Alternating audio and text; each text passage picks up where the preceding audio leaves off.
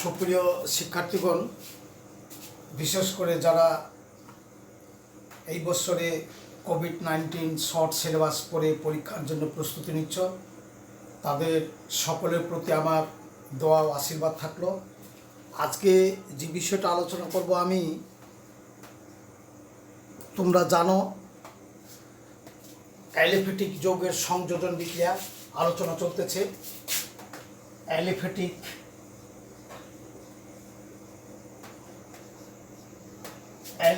যৌগের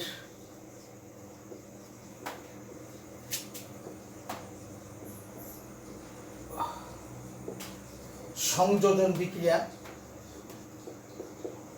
এবং সেগুলো চলতেছে ইলেকট্রন আকর্ষী, অর্থাৎ addition reaction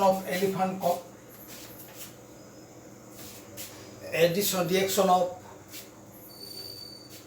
aliphatic compounds, especially electron আকর্ষী এডিশন রিঅ্যাকশন।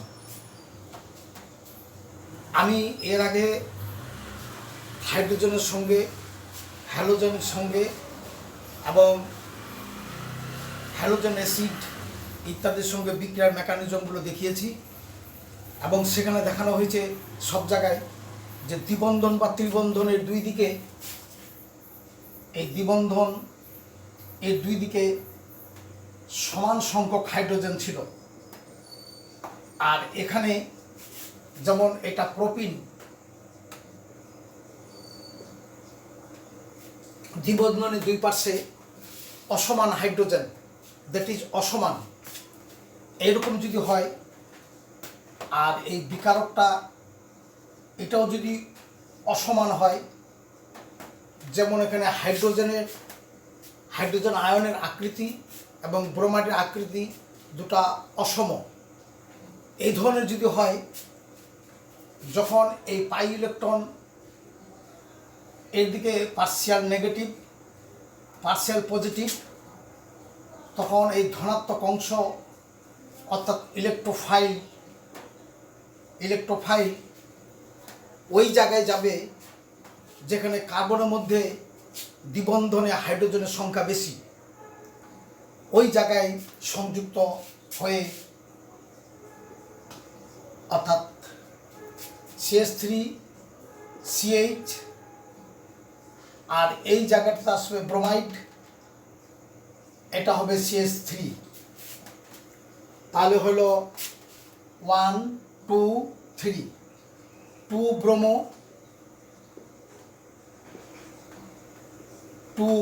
প্রোপেন, এবং এর পরিমাণ হবে প্রায় 90%।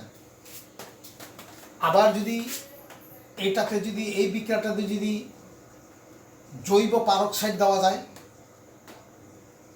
এই ধরনের জৈব পারক্সাইড যদি দেওয়া যায়, তাহলে বিক্রিয়াটা যেখানে হাইড্রোজেন কম সেখানে, অর্থাৎ এই বিক্রিয়ার বিপরীত ঘটবে, অর্থাৎ CH3 এই জায়গায় হাইড্রোজেন এবং ব্রোমাইড এই জায়গায়, অর্থাৎ 1 ব্রোমো প্রোপেন। এই নিয়মটাকে বলা হয় মার্কনিকভ নীতি, আর এটা হলো বিপরীত মার্কনিকভের নীতি। এক কথায় এটাকে বলা হয় খালাসের সূত্র বা খালাসের নিয়ম। এই হলো মার্কনিকভের সূত্র। মার্কনিকভের সূত্র এইভাবে বলা হচ্ছে, যখন কোনো অসম অ্যালিফ্যাটিক অসম্পৃক্ত হাইড্রোকার্বনের মধ্যে অসম কোনো বিক্রিয়া অংশগ্রহণ করবে, তখন কার্বন কার্বন দ্বিবন্ধনে যেই জায়গায় হাইড্রোজেনের সংখ্যা বেশি, ওই স্থানে ধনাত্মক অংশ সংযুক্ত হবে, অর্থাৎ যার বেশি আছে তাকেই আমরা দিচ্ছি, অর্থাৎ তেলে মাথায় তেল দেওয়া, এই ধরনের কথাটা আমরা, এই ট্রিক্সটা মনে রাখতে পারি। এই ধরনের নিয়মকে বলা হয় মার্কনিকভের নীতি। এবং যদি কোনো জৈব পারক্সাইড দ্বারা বিক্রিয়াটা ঘটানো হয় তাহলে মার্কোনিপের নীতির বিপরীত হবে, সেটার পার্সেন্টেজ এটা দিলে ওই সাম হবে।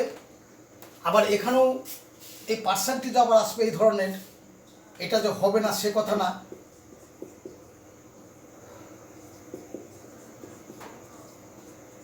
কিন্তু এর পার্সেন্টেজ হবে 10%। আর এখানে সম্পূর্ণটাই 1 ব্রোমোপ্রোপান হবে যদি পারক্সাইড দিয়ে দেওয়া যায়। এটা হলো মার্কোনিপের বিপরীত নীতি বা খালাসের সূত্র। এরপরে আমরা যাব অ্যালিফেটিক যৌগের মধ্যে লঘু পটাশিয়াম পারম্যাঙ্গানেট এবং অজন। সর্বপ্রথমে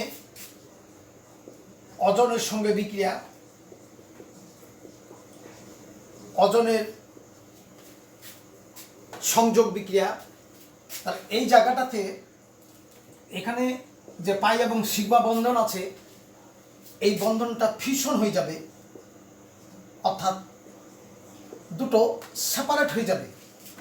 তখন এর একটা ইলেকট্রন, এর একটা ইলেকট্রন, এই 2 ইলেকট্রন, 2টা করে 4টা ইলেকট্রন তারা পৃথক হয়ে যাবে। তখন এই অক্সিজেন এর সঙ্গে একটা বন্ধন, এর সঙ্গে বন্ধন, আর এই অক্সিজেনের সঙ্গে এবং নিজেদের মধ্যে একটা বন্ধন হয়ে এটা হবে ইথিন, এটা হবে ইথিন অজনাইড, ইথিন অজনাইড। একে যদি আদ্র বিশ্লেষণ করা যায় দস্তা চূর্ণ দ্বারা, তাহলে এই অক্সিজেন পানি নিয়ে হাইড্রোজেন পারক্সাইড হবে। অপরদিকে তখন এই বন্ধনে ভেঙে যায়, এখানেও দ্বিবন্ধন সৃষ্টি হবে। তখন যৌগটা এই ধরনের হয়ে যাবে, বা এটা 2 অণু বা HCHO মিথানল,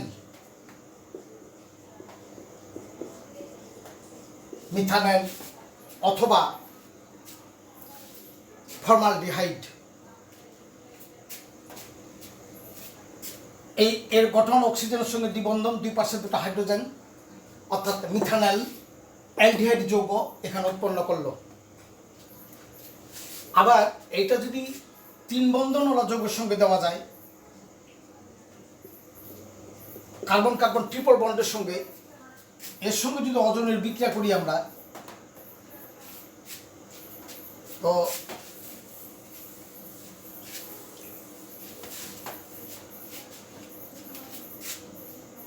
কার্বন কার্বন ত্রিবন্ধনে সঙ্গে, অর্থাৎ ইথাইন,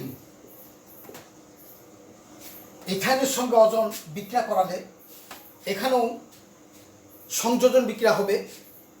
তবে যেহেতু একই পরমাণু, এখানে ইলেকট্রোফাইল বা নিউক্লিওফাইল এই ধরনের বলার কোনো উপায় নেই।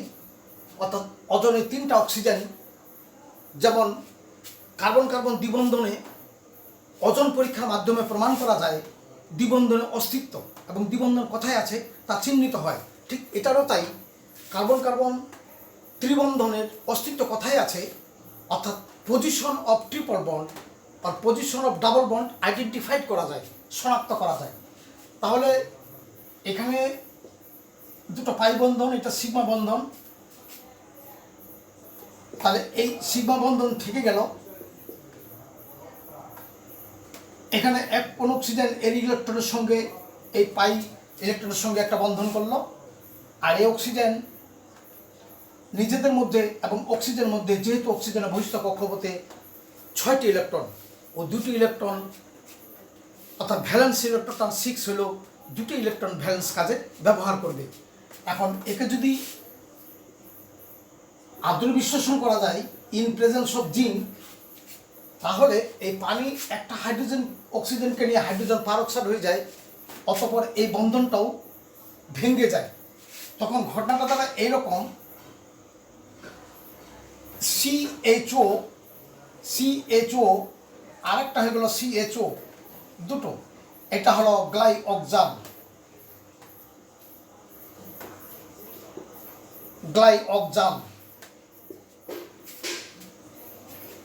প্লাস এই হাইড্রোজেন পারক্সাইড জিঙ্ক দেওয়াতে হাইড্রোজেন পারক্সাইডকে আবার পানিতে রূপান্তর করে দিবে এবং জিঙ্ক নিজে অক্সাইড হয়ে যাবে। যদি জিঙ্ক না দেওয়া হতো তাহলে হাইড্রোজেন পারক্সাইড আবার এই উৎপন্ন পদার্থটাকে জারিত করে জৈব অ্যাসিডে রূপান্তর করে দিত। এই জন্য ওই কার্বন কার্বন দ্বিবন্ধনের ক্ষেত্রেও অজোনাইড গঠন হওয়ার পরে পানি জিঙ্কের উপস্থিতিতে আদ্র বিশ্লেষণ করা হয়, এখানেও তাই। তো এখানে ইথাইন, এটা হলো ইথাইন অজোনাইড,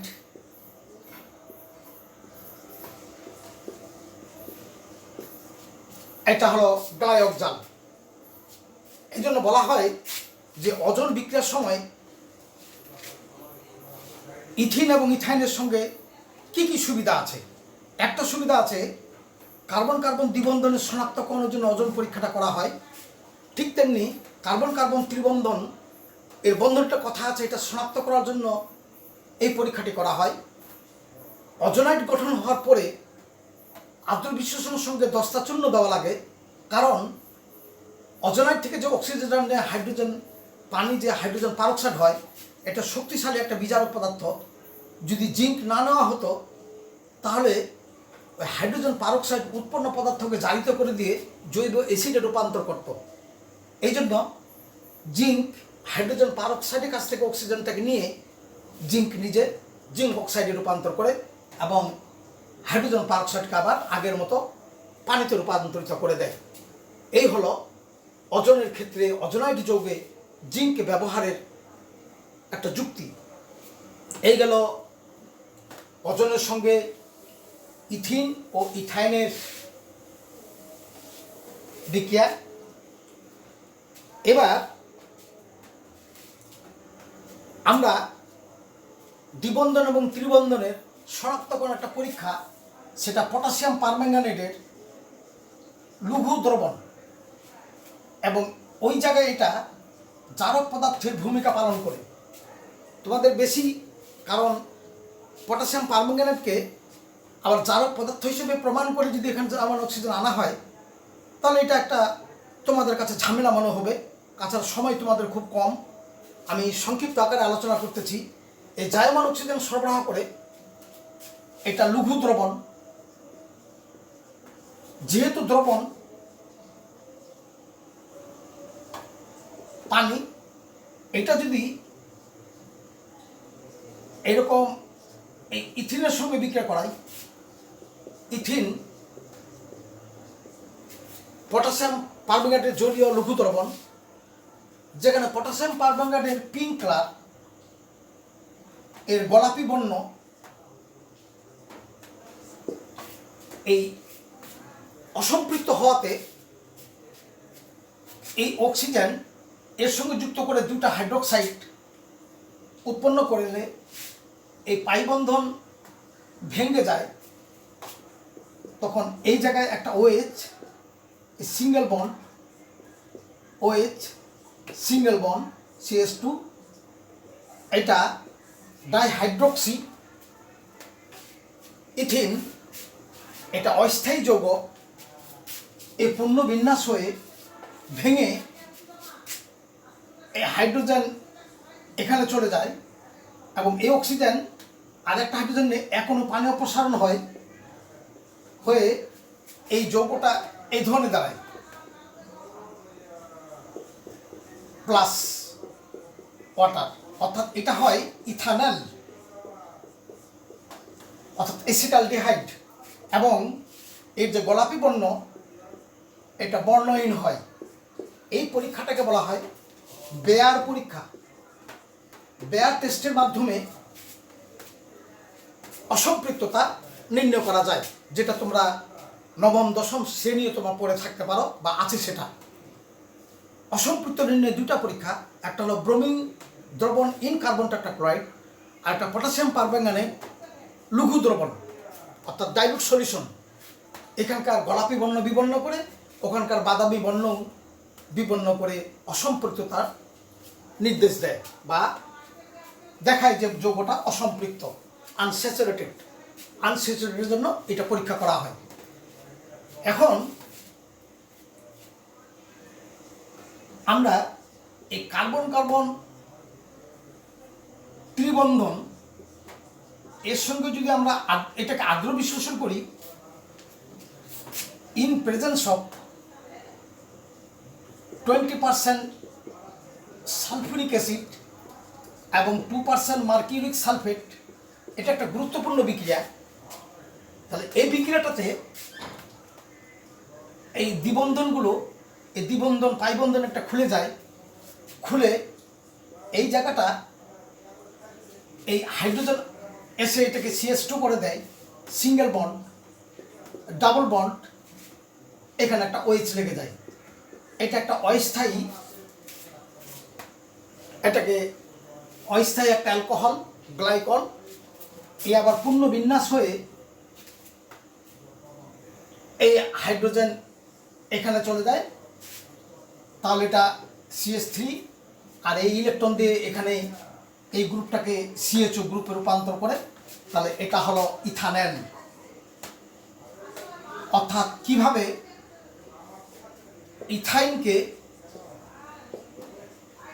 ইথাইনকে আমরা ইথানলে রূপান্তর করব, এটা একটা গুরুত্বপূর্ণ বিক্রিয়া। এটা পূর্ণ বিন্যাস হয়ে এই ইথানলে রূপান্তর করে। এবার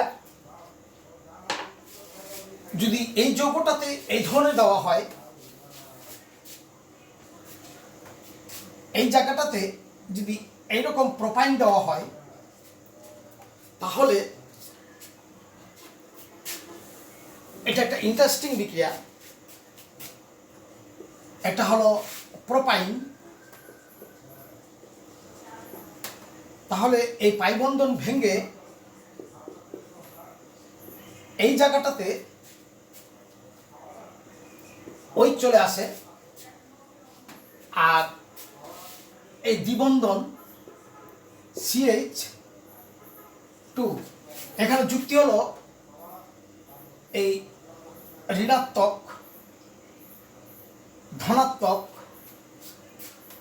ধনাত্মক এবং ঋণাত্মক। এখানে ইলেকট্রোফাইল, এই জায়গাটাতে ইলেকট্রন যেখানে বেশি আছে ওখানে চলে গেল, আর হাইড্রোক্সাইড অর্থাৎ এটা হলো E+ ইলেকট্রোফাইল, আর এটা হলো নিউক্লিওফাইল, দুই জায়গা দুটো, এটা ইলেকট্রন আকর্ষী বিকারক। অপরদিকে এটাকে মার্কোনিকোভের সূত্র সঙ্গে তুলনা করলে ভুল হবে না। এখন এটা পূর্ণ বিন্যাস হয়ে এটা অস্থায়ী, এই দ্বিবন্ধন ভেঙে যায়, অতঃপরে হাইড্রোজেন এখানে চলে যায়, আর এই ইলেকট্রনটা এখানে চাপ সৃষ্টি করে এই যৌগটা এই ধরনের হয়ে যাবে। এটা দ্বিবন্ধন, আর এই যে একটা CH3, তাহলে এটা হয়ে যাবে প্রোপানন বা অ্যাসিটোন। এই জন্য এই বিক্রিয়াটা খুবই দরকারি বিক্রিয়া। এইগুলো তোমাদের অ্যালিফেটিক যৌগের সঙ্গে সংযোজন বিক্রিয়া, বিশেষ করে ইলেকট্রন আকর্ষী সংযোজন বিক্রিয়া, মার্কোনিকোভের সূত্র, বিপরীত মার্কোনিকোভের সূত্র খুবই গুরুত্বপূর্ণ। পরবর্তীতে অন্য কোনো বিষয় নিয়ে তোমাদের সঙ্গে আলোচনা হবে। তোমাদের সকলকে ধন্যবাদ।